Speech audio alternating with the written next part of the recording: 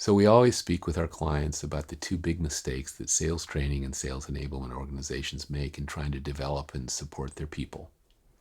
And the first one is that we've already mentioned is that they focus on behavior, sales behavior, out of the context of the milestones or progress indicators that take people from initial qualification, initial opportunity to final deal. And there's a whole set of issues there where the focus on behavior out of that context is not very helpful to salespeople. But the second big mistake is that people rely on skills and knowledge, primarily through training, sometimes also through coaching, to support sales performance. And while that's very important, if you don't have the whole system in place, all the factors that support performance, then it will not give you the return on investment that you're seeking. So we use a model called the 6 boxes model that frames all the variables that affect performance. And this is a very well-researched evidence-based model from decades. And what it says is that on the top row of that model, there are all the things in the environment that support performance. There are clear and frequent expectations and feedback that are consistent, that provide consistent direction and confirmation or correction.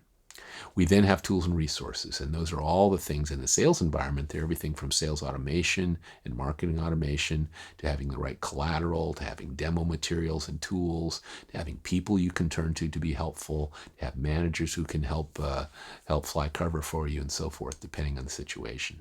So we look at tools and resources. Then we consider consequences, and we don't just mean compensation systems for salespeople. We mean making contact with the natural consequences, getting the payoff of moving from one milestone to the next, seeing what happens when you do the right thing in accounts, in cases, in territories. Those are the natural consequences that we want to put people in touch with.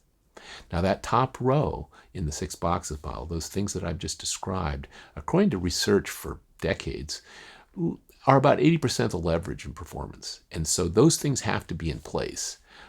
If they're not, we can try to deliver skills and knowledge through training and coaching, and they will not ultimately be very effective. We can try to place good people, hire and select and hire them and put them in jobs, but they'll burn out if we don't have those other factors in place.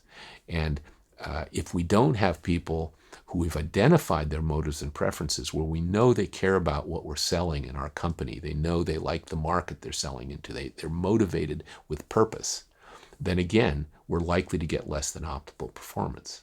So our recommendation to our clients and colleagues is that you look at the entire performance system and then in that context do the training and coaching necessary. But until those other factors are in place, you're not going to get the return on investment that you care about.